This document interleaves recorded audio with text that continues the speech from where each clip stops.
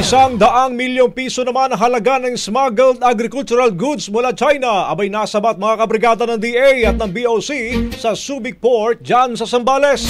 Brigada Jigo Custodio, ibrigada mo! Brigada! Live report! Tinatayang aabot sa 100 milyong pisong halaga ng smuggled na agricultural products mula China ang nasabat ng Bureau of Customs sa Department of Agriculture sa Port of Subic, Zambales. Pinangunahan ni Agriculture Secretary Francisco Chu Laurel ang inspeksyon sa 10 container vans na naglalaman ng frozen mackerel, sibuyas at carrots na walang kaukulang import permit. Ang 10 container vans ay bahagi ng 52 containers sa pinahold ng DA. 5 sa container ay nakapangalan sa 1024 Consumer Goods Trading, habang ang 5 iba pa ay sa Birches Consumer Goods Trading. 21 dito ay na-clear matapos makapasa sa pagsusuri ng DA.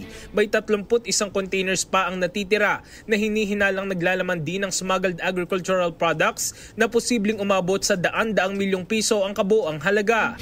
Bukod sa mga ito, nadiskubre rin ng 3 container ng Queen Star Industry na may carrots at frozen mackerel na walang kaukulang dokumento. Mula Hunyo, nakapaghain na ng 15 alert request ang DA na nagresulta sa pagkakasabat ng 76 na container vans ng smuggled goods na karamihan ay sa Subic Port.